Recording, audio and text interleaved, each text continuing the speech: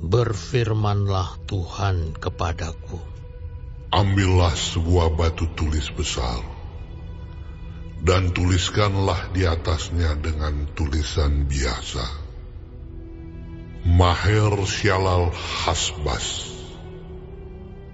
Maka aku memanggil 2 saksi yang dapat dipercaya, yaitu Imam Uria dan Zakaria bin Yeberekyah. Kemudian aku menghampiri istriku. Ia mengandung dan melahirkan seorang anak laki-laki. Lalu berfirmanlah Tuhan kepadaku, namailah dia Maher Shalal Hasbaz. Sebab sebelum anak itu tahu memanggil bapa, ibu, maka kekayaan Damsyik dan jarahan Samaria akan diangkut di depan Raja Asyur.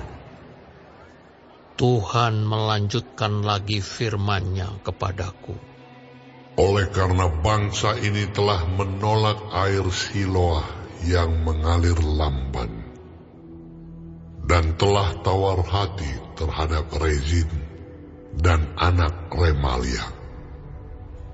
Sebab itu sesungguhnya Tuhan akan membuat air sungai Efrat yang kuat dan besar meluap-luap atas mereka, yaitu Raja Asyur dengan segala kemuliaannya.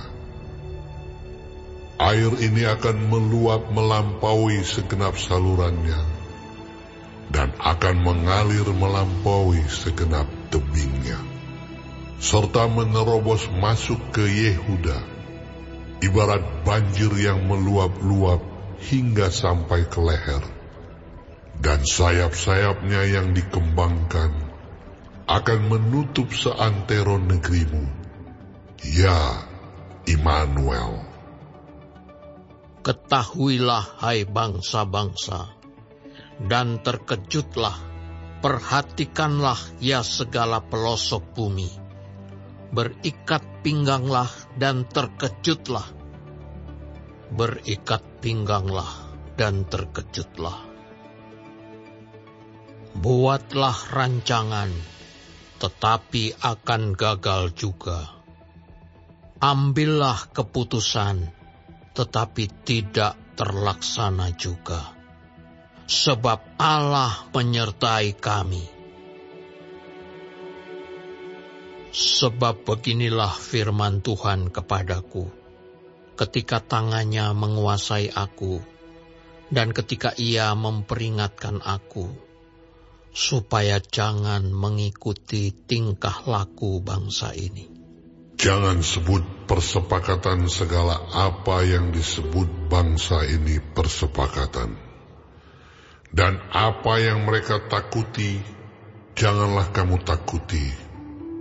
Dan janganlah gentar melihatnya.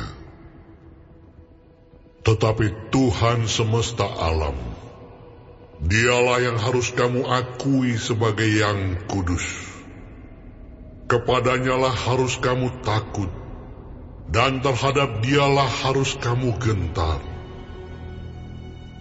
Ia akan menjadi tempat kudus, tetapi juga menjadi batu sentuhan dan batu sandungan bagi kedua kaum Israel itu, serta menjadi jerat dan perangkap bagi penduduk Yerusalem.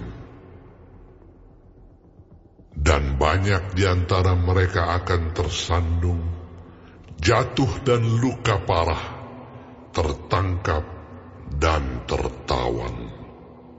Aku harus menyimpan kesaksian ini dan memeteraikan pengajaran ini di antara murid-muridku. Dan aku hendak menanti-nantikan Tuhan yang menyembunyikan wajahnya terhadap kaum keturunan Yakub. Aku hendak mengharapkan Dia. Sesungguhnya aku aku dan anak-anak yang telah diberikan Tuhan kepadaku adalah tanda dan alamat di antara orang Israel dari Tuhan semesta alam yang diam di Gunung Sion. Dan apabila orang berkata kepada kamu, mintalah petunjuk kepada arwah dan roh-roh peramal yang berbisik-bisik dan komat kami, maka jawablah, bukankah suatu bangsa patut meminta petunjuk kepada Allahnya?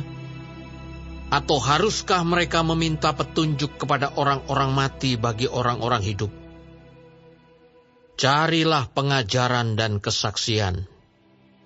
Siapa yang tidak berbicara sesuai dengan perkataan itu, maka baginya tidak terbit fajar.